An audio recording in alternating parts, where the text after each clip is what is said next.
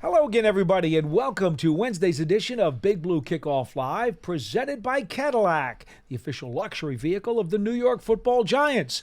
I'm Paul Dottino. He's Matt Citak. So glad you could join us for the next hour. Again, a delayed start because of the second day of veteran mandatory minicamp practices and media availabilities. We're not beginning until live 2 p.m. Eastern Standard Time. Hopefully you'll be able to get in and join us at 201-939-4513. But we're going to get to your calls in just a little bit. We do have some recapping to do. And don't forget, an archive of this show is available on Giants.com/podcasts, your favorite podcast platforms, and also at Apple Podcasts as well. Matt, I think it's very important we get right to the crux of this. Let's just get to some of the cleanup logistics first. The Giants had their final minicamp practice today, which again is an extension of OTAs, non-contact. They only worked for about an hour, and then Brian Daboll ended it an hour earlier than expected, which, as I talked with John earlier, and if you've looked at our quick recap that was already posted on social media, I thought that was a very strong indication that Daboll got done what he wanted to get done, and he was pleased with his players, because we know Brian, when he's not happy, we know about it, and he certainly would not have cut practice short. Yeah, definitely. And I think, what might have played a role in that also was the fact that a couple of guys got a little nicked up during yesterday's. I mean, Coach spoke about it before practice. Tell them about the three guys. There were three wide receivers, got just a little banged up. Coach did say that they think that all three should be good to go. Cota, Slayton, Ford Wheaton. Yes, Chase Cota, Darius Slayton, Bryce Ford Wheaton. Coach Daboll did say he expects all three to be ready to go for training camp, which is about, 6 weeks from now? Yes, sir. 6 weeks.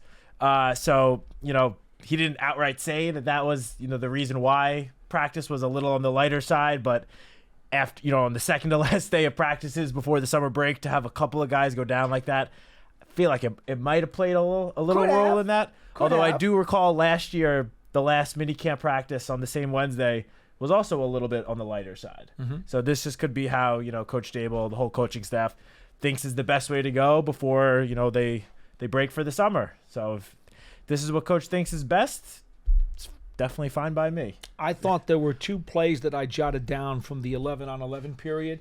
You may have agreed. Maybe you saw a different play that you liked more. Darian Beavers, the linebacker, who's really coming on and again showing that maybe he is healthy enough to challenge for a roster spot, had a pass deflected that Trey Herndon was able to intercept and run back for a pick six. That by far was the play of the day. And I thought the other play that kind of caught my eye a little bit was a rolling Drew Lock as he sprinted out to his right, went across his body, made a throw more to the left hash, which was completed to Isaiah Hodgins for a nice game. I thought those, to me, were the two plays of the day during the 11-on-11s. Yeah, the Beavers deflection to Herndon interception, I would say, was definitely sweet. It was sweet. I was going to say the top play of practice. Again, there were only two full team periods and then one short abbreviated one towards the end. That was definitely the top play. One of the other plays that definitely caught my eye, and John has made fun of me or gave me some cracks that I've been a little very high on this guy, especially the last month. But there was one play. Who was at quarterback? I forgot. According to John, nobody's allowed to have any guys. Just understand that. So it's not personal. Yeah, no, he makes fun of me because I like the rookie class, but sue me. I'm excited about this rookie class. But I believe it was Drew Lock at quarterback. Yeah. Through a screen pass to Tyrone Tracy. Yes. Who busts through a nice little hole, and if this was a game, he was gone. He was at least, he would have been gone. Probably gone. At the very least, we're talking about a 20 to 30 yard reception. Was that the one to the left side? Yeah. Yeah. Closer to the sideline. The hole was huge. It was a huge hole. He had a lot of room, but you just like to see that catch, immediate turn, and just turn and burst upfield. Yeah. That speed, I'm excited to see what he can do. Allen Robinson had a couple of catches from Tommy DeVito. Mm-hmm. And Malik Neighbors had a nice little sideline curl route where Deonte Banks was on him. And again, there's no press coverage. There's no contact. So, in a normal situation, Deonte Banks or any corner would get right up in the receiver's face. No. He's telling you he's going to make that play. Yeah. He's telling you that's not a completion. Probably. But what I was going to say is just that, I will say again, no contact, but Malik Neighbors was able to create a pretty good amount of separation between him and the corner, where even if this was a game situation, I think Neighbors would have come down with the catch. There wouldn't have been as much space between him and the cornerback. Might not have gone for quite as big of a gain, but just Malik Neighbors, I mean, this has been a common theme of the last couple weeks, but his just ability to create separation is something I haven't seen in the wide receiver room here in a while. Well, that's what It's his exciting. trademark was at LSU. Yeah. You know, we talked about if that was the flavor that you wanted the strawberry from the ice cream case, that's what you were going to do. And if you wanted the chocolate or the vanilla maybe from the ice cream case, you were going to go for Fitzgerald or you were going to go for Odunze. It just, which Harrison. ice cream did Marvin Harrison, right. Who's compared to Larry Compared to Fitzgerald. Fitzgerald. And There you ended go. with the Thank you, Cardinals. Pearson. But that's what it came down to. Which flavor of ice cream did you want? Yeah. We all knew those top three guys were separated from the rest of the pack. And so Neighbors is showing why that was his trademark, though. I think that's the good news from your perspective. What you're saying is that we are seeing what we believe the advertisement promised us. Oh, 100%. With his speed and his explosiveness, I would say the thing that we have not gotten the opportunity to see yet, only because there's still no contact, is his strength and his ability to catch contested passes. Now, those are two things that I am very excited to see once the pads come on in training camp. I cannot wait for Malik Neighbors and Deonte Banks to match up against each other, whether it's one-on-ones, team drills, I don't care. I want to see good on good, iron sharpen iron. I want to see those two go at it, actually go in full throttle, and see who comes out on top. Well, as I was watching practice, Brian Baldinger visited here today from NFL Network, and Baldy and I were watching practice together, and he had commented to me, Barkley's in Philadelphia, how do you feel about that? What do you think of the offense without him? And I said, well, Barkley was the only headache player on offense. And he goes, yeah, you're absolutely right. And I said, right now, this team does not have a headache player on offense. And he said to me, yeah, but let's see how long it takes for Neighbors to be that guy. He's real intrigued by him too. So maybe he can be a headache player by October. Maybe he can. It's going to take him at least a month though, because to be a headache player, you have to establish respect. You can't establish respect in 1 or 2 games. It's going to take at least a month's body of work. And if he just explodes and nobody seems to be able to stop him throughout the course of September, then by October, coordinators will pay special attention to him. Yes. Yeah. I mean, I don't want to get overly excited because he is yet to step on the field for a game. He's yet to step on the field for even a real practice. He hasn't gotten hit yet. 100%. You're right. So that is why I will say in John's defense, for we were joking about before, temper expectations a little bit until they start to, really show it and prove it. But from what I've seen so far, Malik Neighbors can come out week 1 against a, at best middle of the pack Vikings defense, at least in the secondary. And I wouldn't be surprised if he has a strong showing as soon as week 1. Mm-hmm. I don't want to put those expectations out there for him because, as you said, it does take some time. Most of the time. Too late. You cast the line already. It does take, a lot of guys, most guys, some time to get acclimated just to the speed, the physicality of the NFL. But, I mean, every year we see a handful of rookies come in and at various positions, not just wide receiver, but come in on week 1, day 1, and just start lighting the league up. And all I'm saying is it wouldn't shock me to see Malik Neighbors do that. I'm not expecting him to. I think he'll be solid right out of the gate. I don't know if he'll, completely light it up out there, but as you said, I don't think it will be too long before we start seeing a little shades of that Malik Neighbors that we saw last year at LSU. We would all welcome it. How about that? Oh yeah. All right.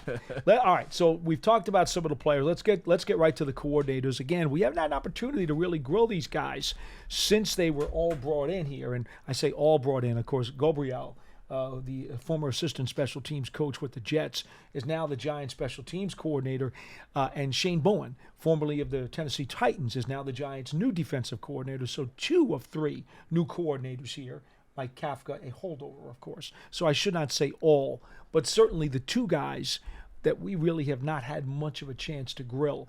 So let's go through a few of the things that really caught our eyes from these 3 guys. Okay. Coach Gabriel was first. Spoke about the kickoff return and the very unique rules that are going to be in play this year. Said he was very excited about Dante Miller, little turbo, and of course Tyrone Tracy, the rookie running back who's just been taken. He does believe that because of the new kickoff return blocking schemes, which will be very limited with the new rules, that it is going to be more of a running play. And more running backs are going to be probably recruited to do that job. He also talked about how because you're going to want to have lower kickoffs, that you will probably see a lot of 2 return guys back on kickoffs because there's going to be more room back there that one guy would have to cover. So you'll probably, with lower kickoffs, you're going to need 2 kickoff return guys to cover all that ground on the kickoffs that won't have a lot of hang time. Yeah, this is actually what I wanted to go into a little more detail about of all the coordinators, because I found this the most interesting of all 3 guys. Is Gabriel was explaining this, how basically with the old kickoff rules, hang time on kicks was very important. Huge. The longer the ball stayed in the air, the more opportunity the kickoff coverage had to get downfield closer to where the returner was going to catch the ball. Now, though, with the kickoff team lining up, I believe it's the 40-yard line, and the return team on the 35-yard line, and this is the opposing 35 and 40-yard line. So the kickoff return team, it's going to be their 35 and 40-yard line. Because of this, the kickoff doesn't really matter anymore, the kickoff itself. So kickoff, the hang time, there's 0 consequence for having a long hang time now. Because nothing happens until the ball is caught. Till the ball is caught or until the ball lands in the landing zone, which I believe is between the 20-yard line and the goal line. The ball has to land in that 20-yard range. Otherwise, I believe it's essentially like a kickoff out of bounds. Right. And the ball is on the 40-yard line. So because of this, your return guys now, they're going to have to cover more ground. Instead of just having one guy out there with these high kickoffs that has ample time to, get under it, catch it, and then start running upfield, as you mentioned, they're now going to be a lot more lower kicks. I wouldn't say as maybe kind of like squib kicks, but again, has to go at least to the 20-yard line.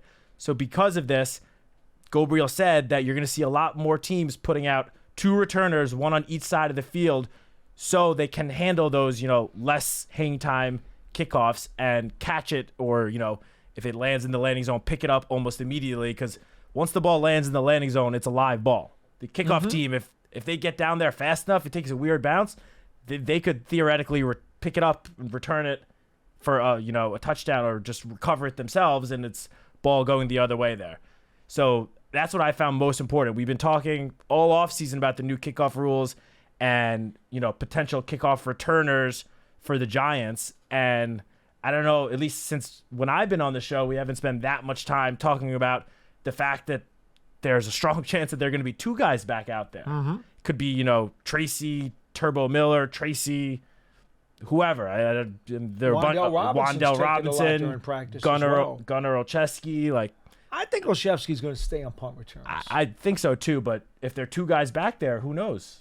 I feel like during the preseason, especially Gabriel and Dable, the coaching staff, they're going to play around with a lot of different combinations and see what works best. But yeah, Gabriel, that part of his press conference, is the first time I really thought about it like that, and I just thought it was pretty interesting. Well, that's what he does. Yeah. He has spent his entire time since coming to the Giants trying to make sure that he's got this sucker down, because even he said that the biggest priority for the players in this situation is to make sure they know the rules. Yes. This is not easy, especially when you haven't been accustomed to it for how many years. However long you've played football, since the time you were a tyke, this is totally new. This is totally different. And look, I'm going to be one to tell you, I've said this before on the program, maybe not with you, I'm concerned the officials are going to have a tough time trying to officiate it. I really am. It's going to be a learning curve for everybody. Sure. Everybody on both sides of the field and the refs. I agree. So that was the biggest stuff from him. Yes. Let's go to Mike Kafka, the offensive coordinator. And by the way, it has been said by Coach Brian Dable and Mike Kafka, then seconded it today. They've still not determined who's going to call plays during the season. But Dable has been calling the plays during the spring practices. So Kafka was asked about, as an offensive coordinator, what is your new role now if this becomes the way it's going to be? So he talked about how he helps with the fundamentals, the techniques, and the formations between the plays during the spring sessions while Dable is actually making the calls. Said he also processes the interaction with the players during practice, and that he's very comfortable in that role because, after all, when he was in Kansas City, that's the way it worked. Oh, yeah. Kafka was only the quarterback's coach, but the assistants on the offensive side of the ball had a cohesive effort under Andy Reid, who was actually calling the plays. So this is not exactly foreign territory like the new kickoff return rule is. This is not from Mike Kafka. No, he's used to this. He made that very clear. And not that I was expecting him to say anything else, but he just proved today to the media that he's full team player. He literally said, I will do whatever Coach Dable asked me to do. I'm here to help the team win. I don't care if I'm calling plays.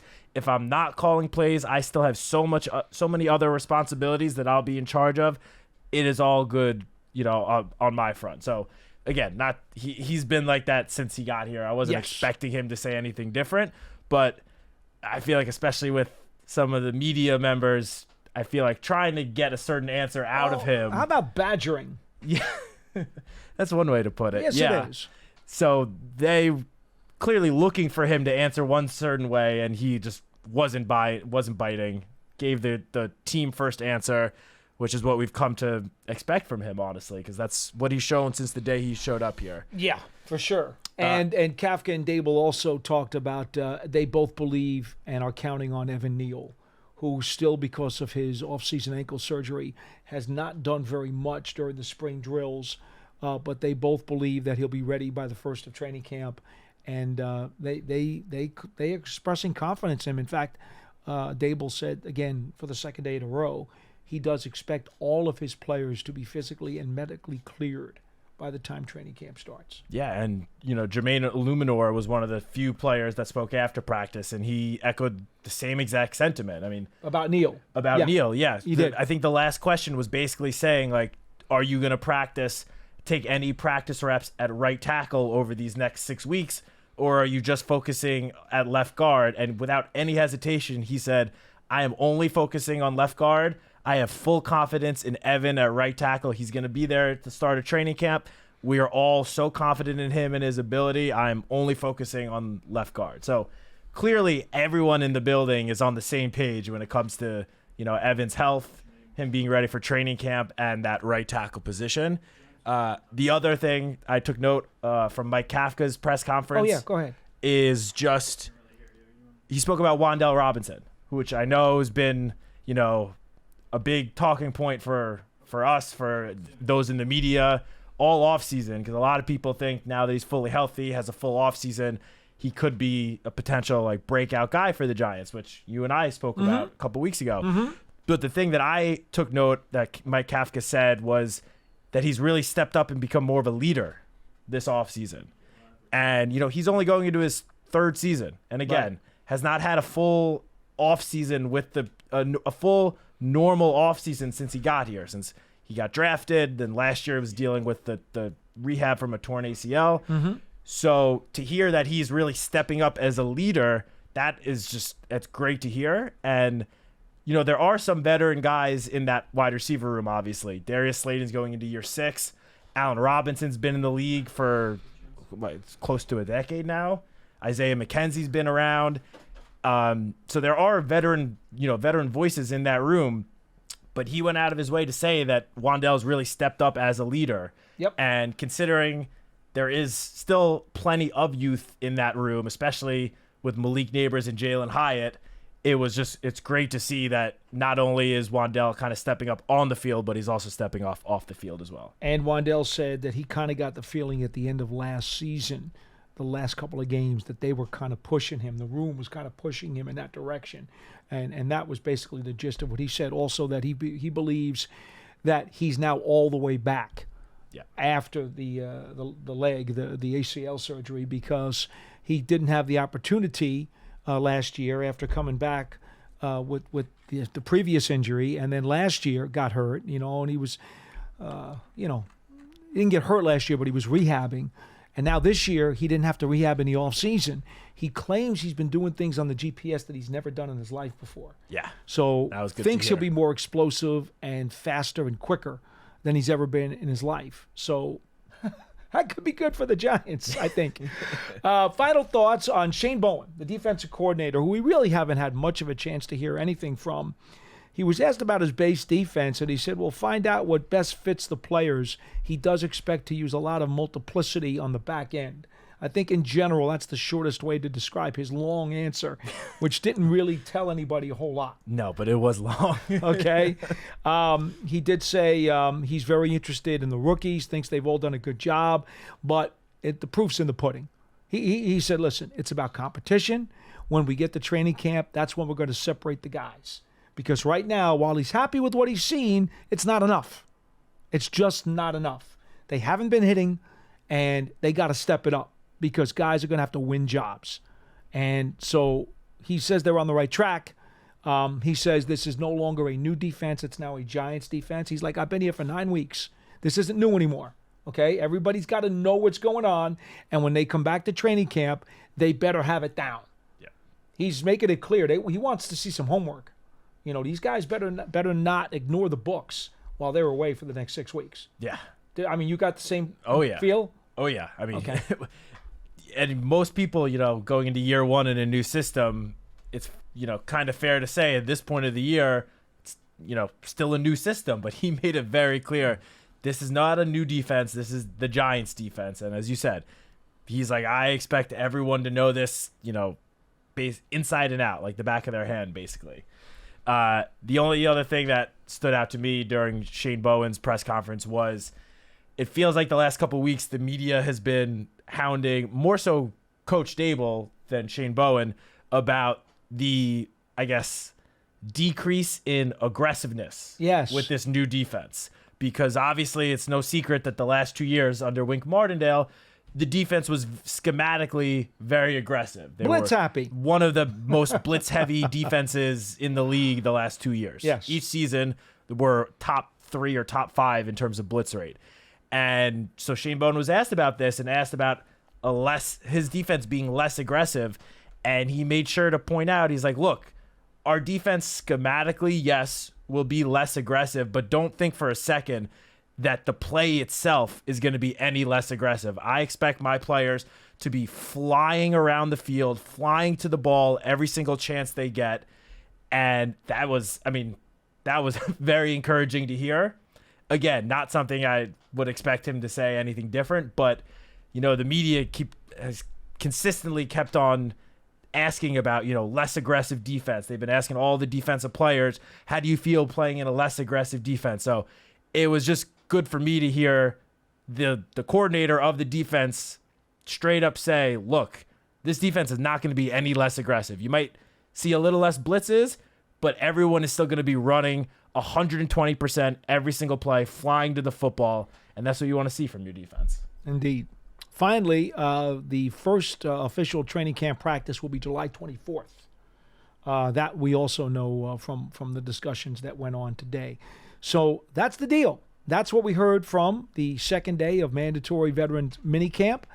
Pretty much, I guess they're going to have one more session with the players tomorrow. A very quick and early short walkthrough tomorrow morning, from what I understand. And then it'll be time to say sayonara to the players, give them 6 weeks off, and as we said, they better be ready, books in hand, when they come back on July 24th. Rookies will be able to come in a few days earlier, but the whole team convenes on July 24th for its first official practice, which will not be very much. We all know the first practice is kind of like a walkthrough because it has to be. You got to ramp it up. But we'll get you details on the practice sessions once they become available from the marketing department, and you guys will be able to go to the website, get yourself some free tickets, get an opportunity to come out here and see these guys perform.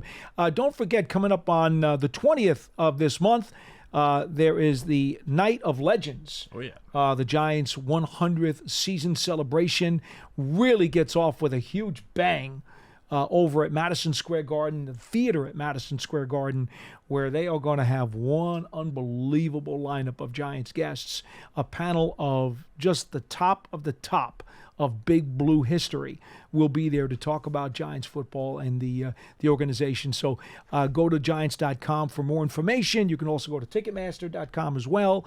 That is on June the 20th. Next Thursday. June the 20th, next Thursday. June the 20th, over at the theater at Madison Square Garden. I have heard there are still a few handfuls of tickets left. They're not quite sold out.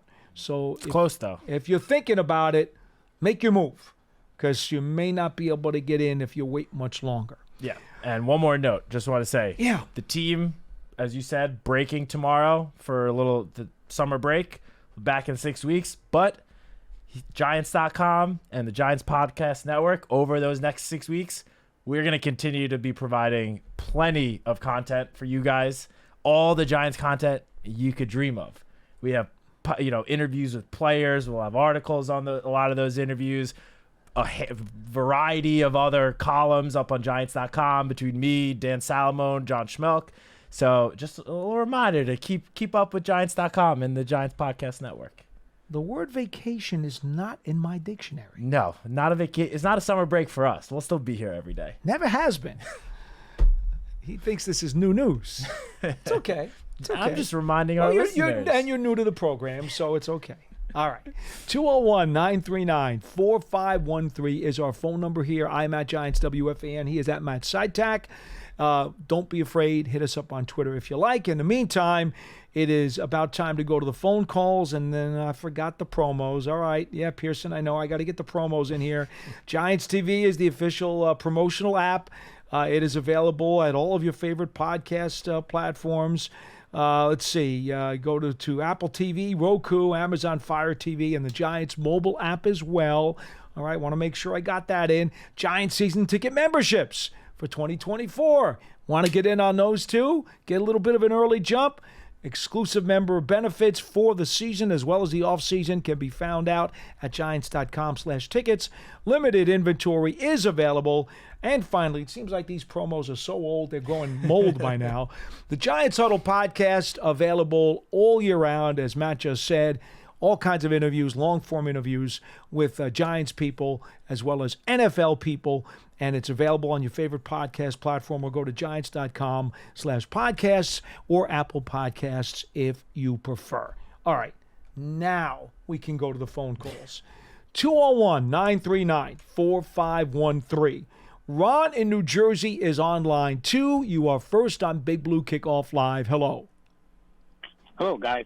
Thanks for letting me participate in the show. Sure. I have a question on the kickoff return. Funny, I didn't know you guys were going to be talking about that. But first, if I may, just a quick sort of human side to football. So I call myself a season ticket holder. You guys say member. But this year, I was planning on going to Charlotte. So I have relatives down there. And not only are they football fans, but their daughter went from K to 12 with Daniel Jones and Charlotte Latin. So Charlotte Latin and then I assume Duke were putting together a program. They're going to be about 500 Daniel Jones fans there. And listen, I might be a little disappointed that they're playing in Munich instead of Charlotte, but it's got to be a real drag for him and his family. I know that might be, corny. We talk about Daniel Jones, good, bad, or otherwise. He's our guy. Yeah. And he's a human being. And to play in front of his old friends, I'm disappointed, but I'm sure his family's much more disappointed.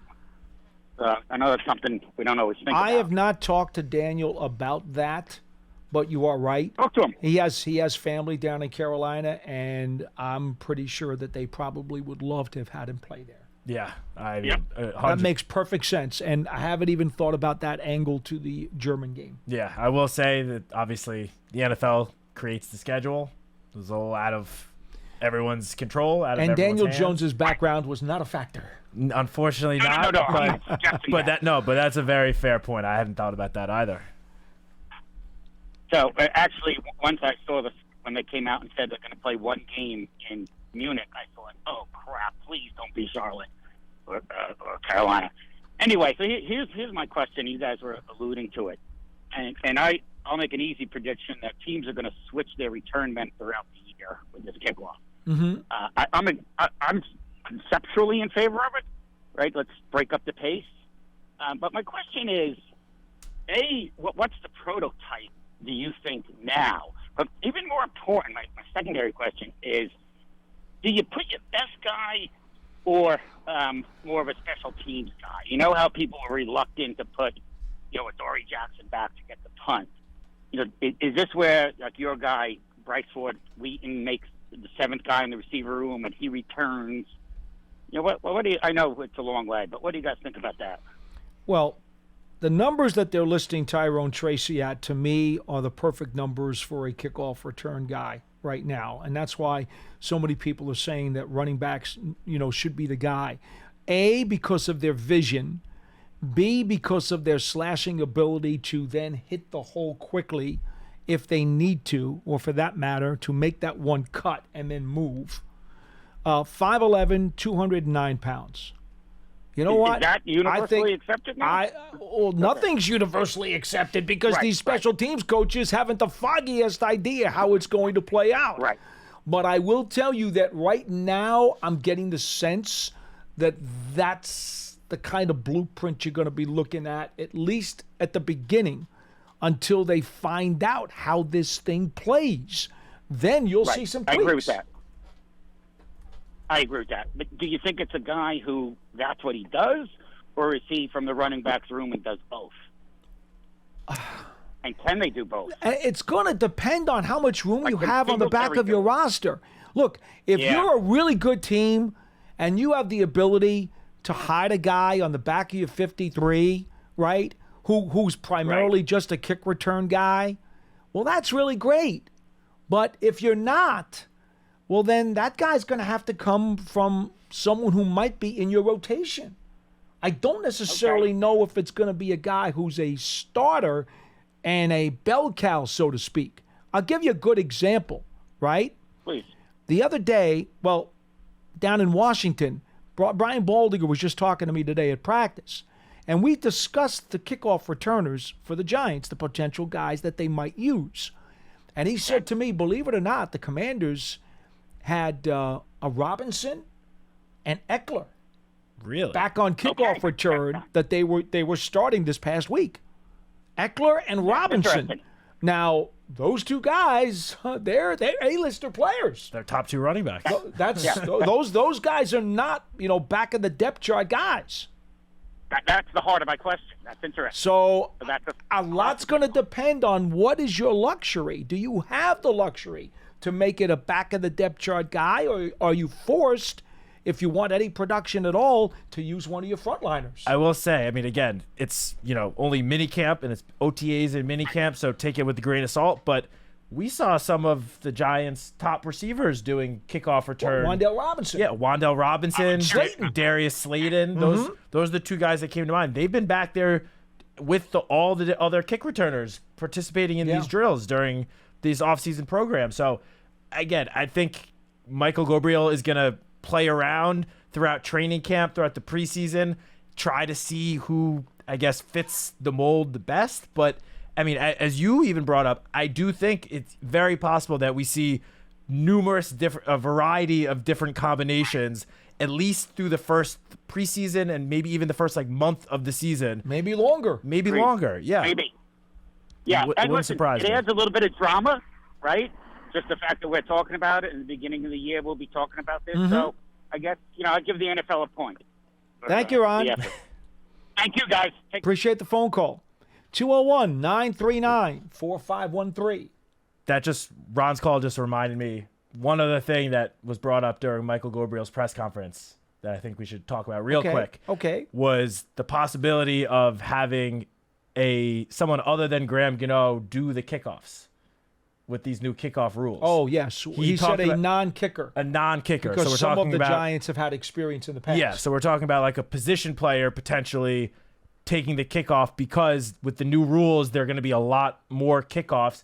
And so, not that kickers can't tackle, because obviously we've seen every kicker across the league tackle, but it might benefit at least some coverage units to have a position player do the kickoff, because then it's a full 11 versus 11, as opposed to, in some cases, with some kickers, not talking about, Graham Gano, but some kickers around the league who don't really have much experience tackling. It's sort of like you're trying to go 10 versus 11. See, Gabriel needs Matt Barr to come back out of retirement. Because Matt Barr was the one Giants kicker beyond anyone else who was very willing to tackle guys. Yeah. And he didn't say that that's definitely going to happen, Gabriel. He just mentioned that that is something they are considering.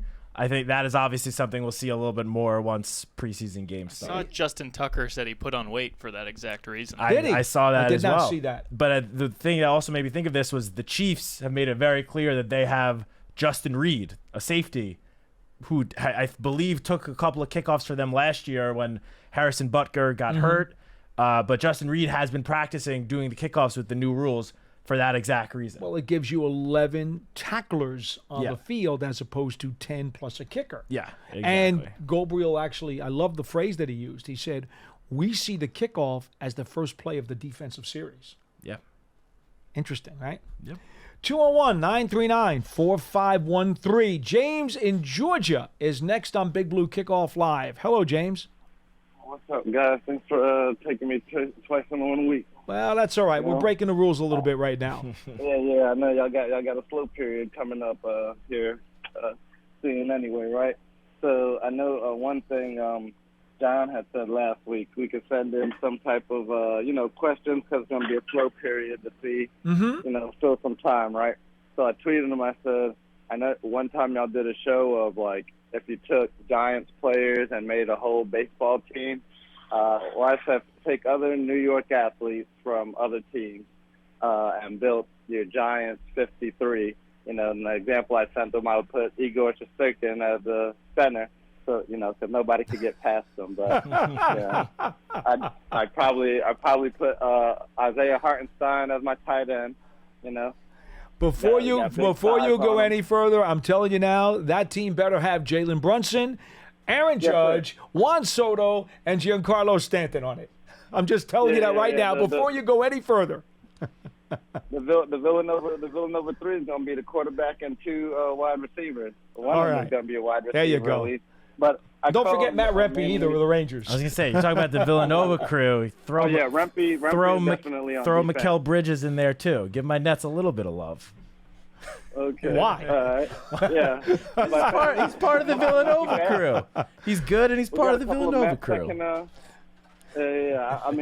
I was trying to look up some New York soccer clubs for a good kicker, but they don't really give a whole bunch of stats. So I was like, well, we'll stick to what we know, All right. Well, I tell you what, we'll put that in the suggestion box, and if we get to it, that'll be a great show for you to call back. That's all right.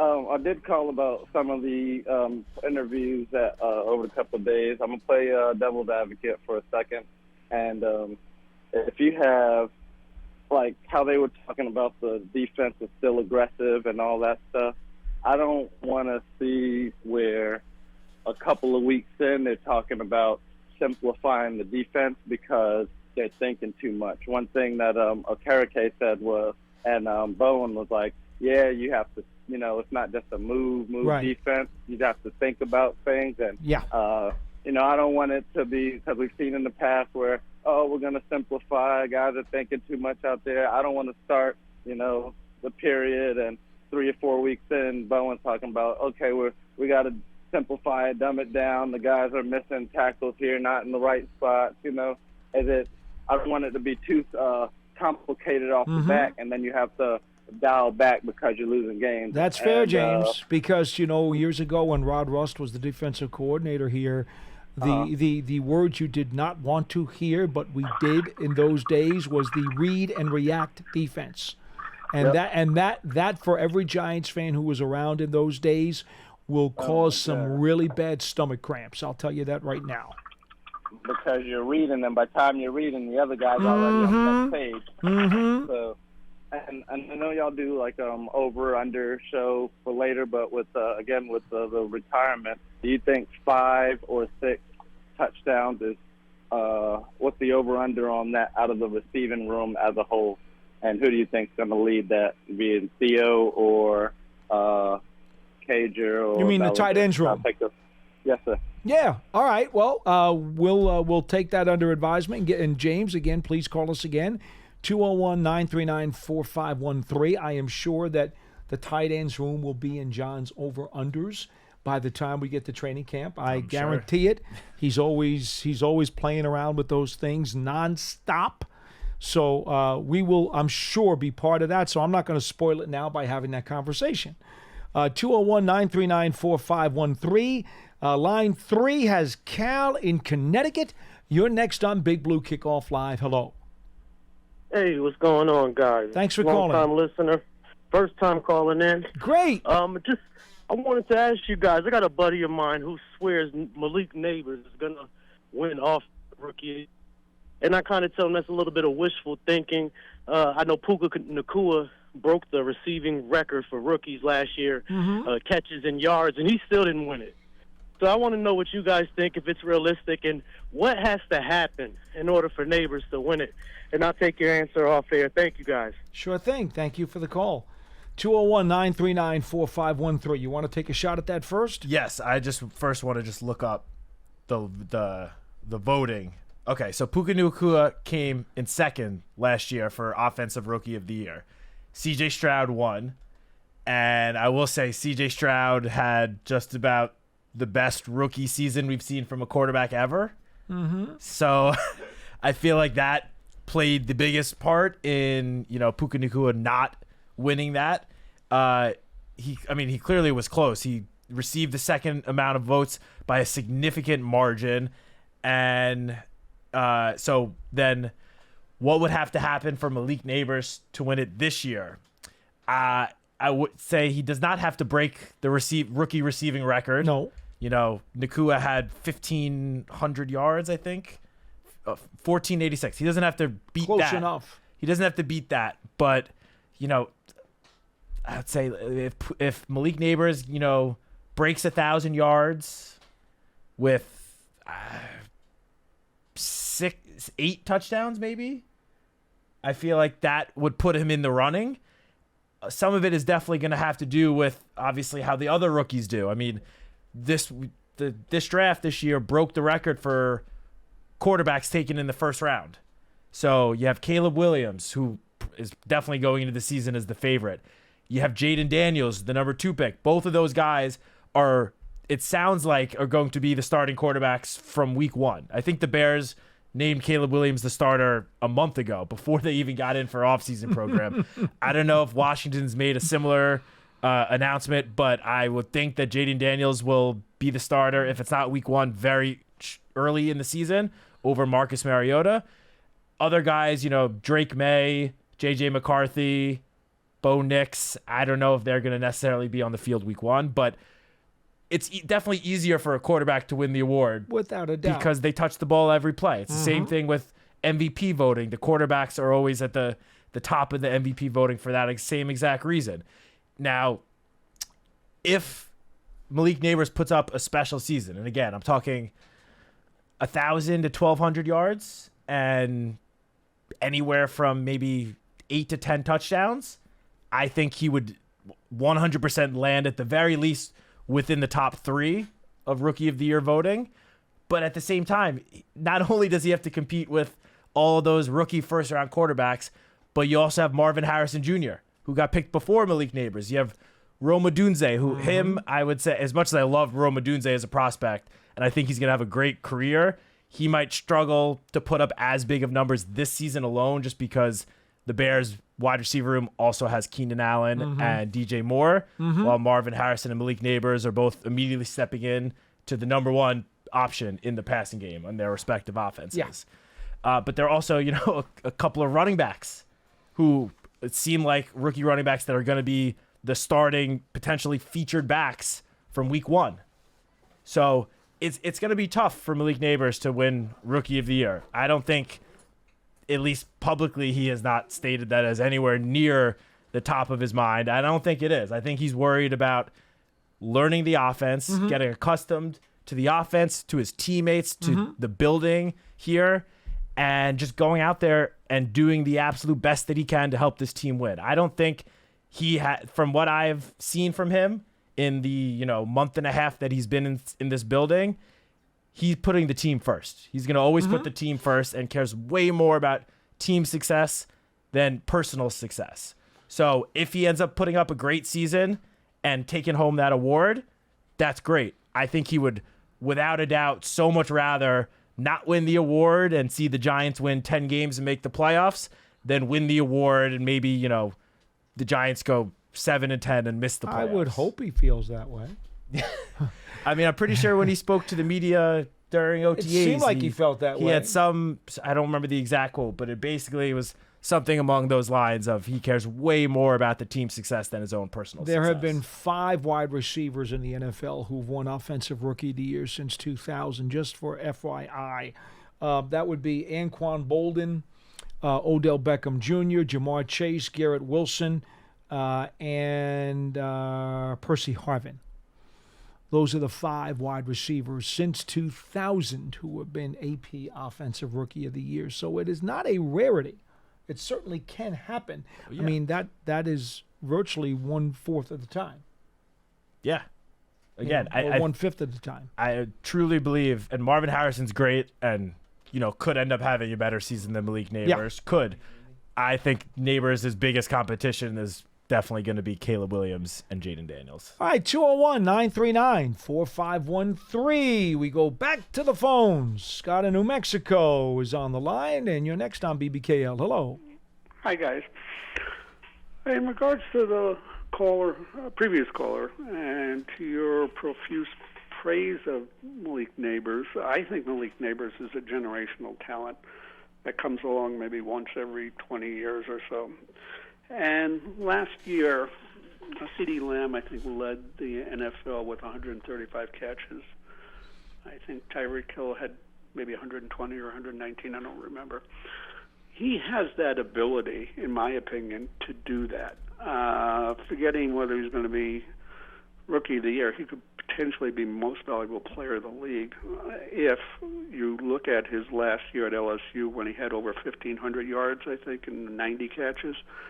And that's what Brian Thomas, I think, on the other side. So you're talking about he got most of the receptions. And what I'm looking at is if they use him to that degree as they do CeeDee Lamb in Dallas, he could have easily 100 and some odd catches for the year and really make a positive influence on the Giant offense. Scott, 17 players had at least 100 catches last year. Right. So whether or not he winds up getting that many, and I don't think in the Giants' plan they want that. Honestly, I get the impression they want to spread it around a lot more than force-feeding him. But let's just say, for argument's sake, that he does. Even if you're one of the 17 or one of, let's just say he adds on and becomes the 18th, for him to get any kind of MVP consideration is really far-fetched because that's an awful lot of guys to catch 100 balls. I'm not so sure it's far-fetched, Paul. As I said, he's a generational talent, the same way Odell Beckham was.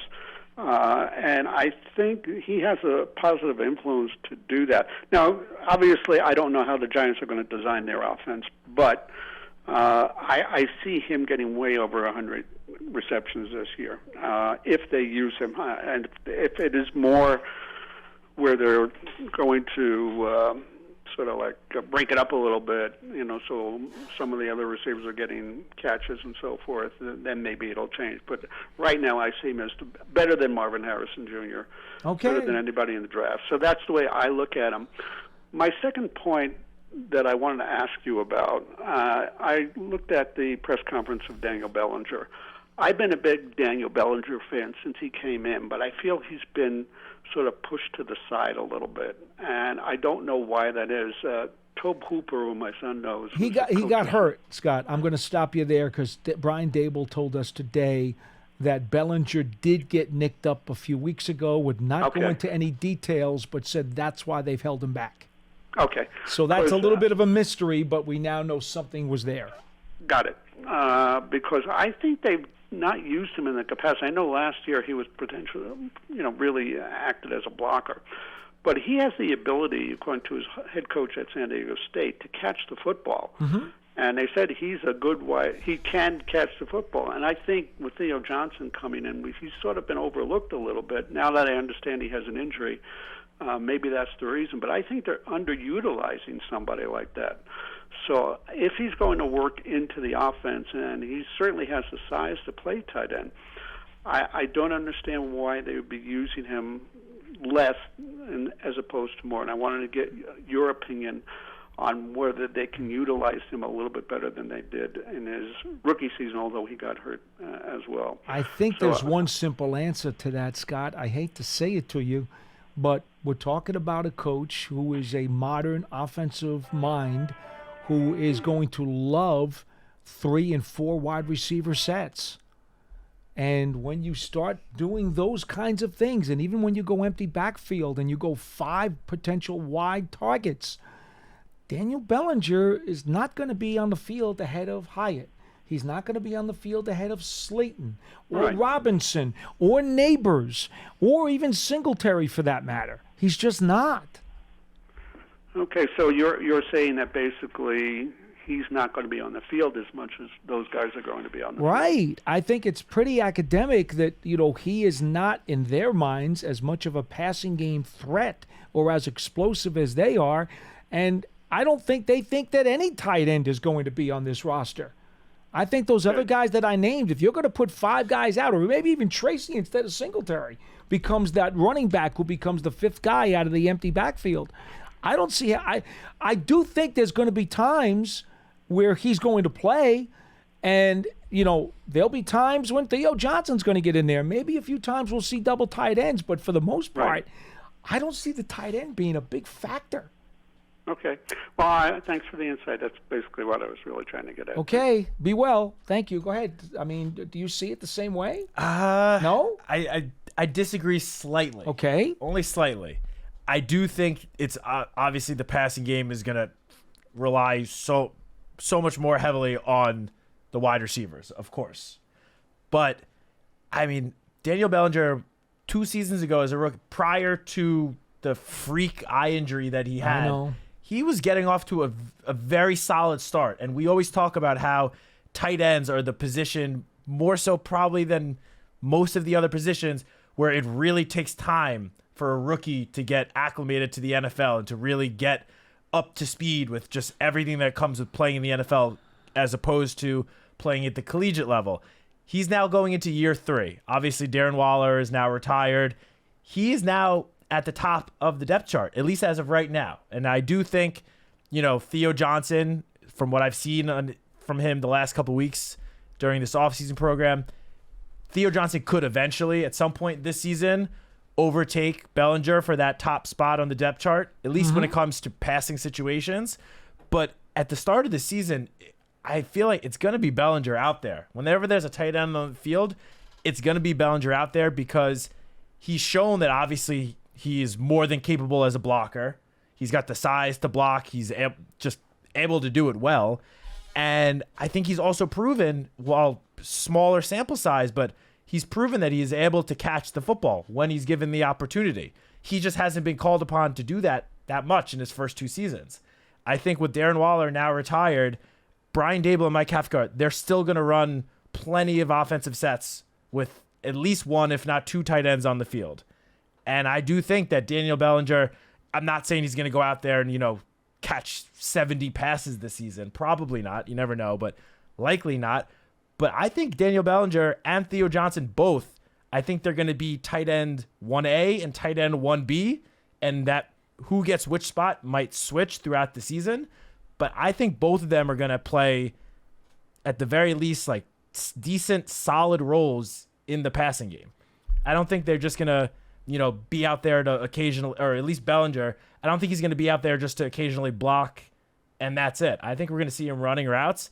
And I think with so much attention that's now going to be put on all of the wide receivers, I think both tight ends have a great opportunity to take advantage of some mismatches and, the defense kind of forgetting about them a little bit. And I think they're going to take advantage of that. I hope it plays out like you say. I don't think it will.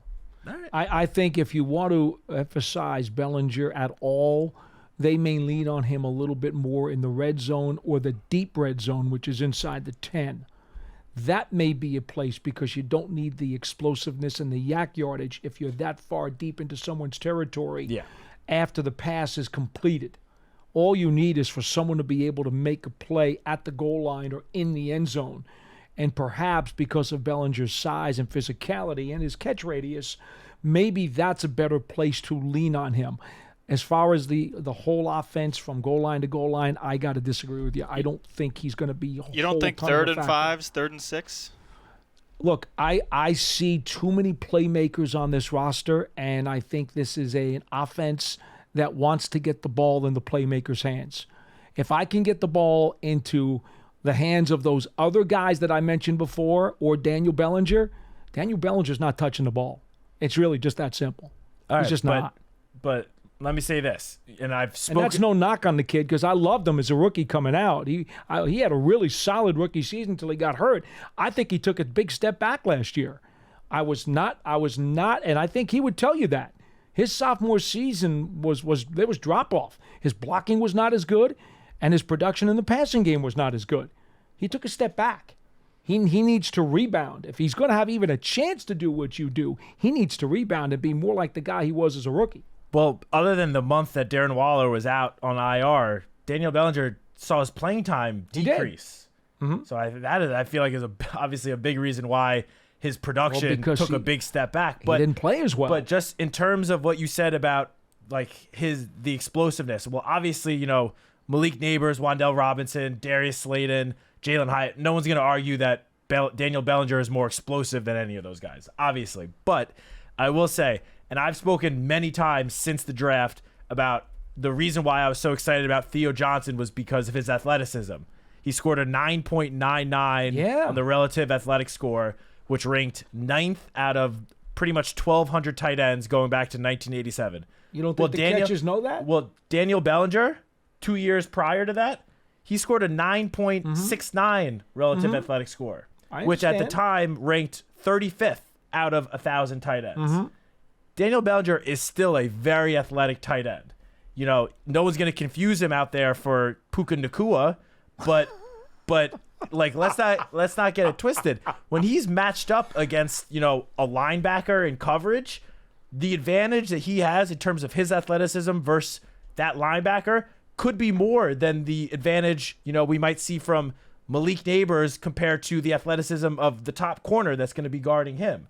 It's going to be all about finding mismatches in this offense. That is true. I obviously agree that Malik Neighbors and Wan'Dale Robinson, most likely, as long as they're healthy, will lead the team in targets this season. I think most people would probably agree on that. But Daniel Bellinger and Theo Johnson, I think the coaching staff is going to find opportunities, find mismatches for them, not only in the red zone. I do agree with you that I think they will be more targeted more often when they get closer to the end zone. But I do think Dable and Kafka are going to find ways to take advantage of the two tight ends' athleticism because they are two of the more athletic tight ends in the league. I think they're going to find ways to take advantage of that, and we're going to see the ball being put in their hands maybe more often than you think. I hope so, because that would bode well for the Giants. I just think if I'm a defensive coordinator, please pass the ball to one of those guys instead of Neighbors or Robinson or Tracy or Hyatt or Slayton. Please pass it to one of the tight ends instead of one of those other guys. If I'm a defensive coordinator, I'm simply stating a fact. Now, how it plays out, I hope you're right. I hope that things open up so well for the tight ends that the other players are so dangerous and provide so much respect that the tight ends get left alone and they start making big plays. God bless. That means the Giants' offense is clicking on every cylinder imaginable. I don't see that happening, but I hope it does. Only time will tell. Time will tell, man. Time will tell. That'll do it for this edition of Big Blue Kickoff Live. We will be back tomorrow at the regular time, Pearson, correct? 12:30 p.m. Eastern Time for 1 hour of Big Blue Kickoff Live, New York Football Giants talk. We love it. The show, as always, is presented by Cadillac, the official luxury vehicle of the New York Giants. For Matt Citak, I'm Paul Dottino. We'll see you next time.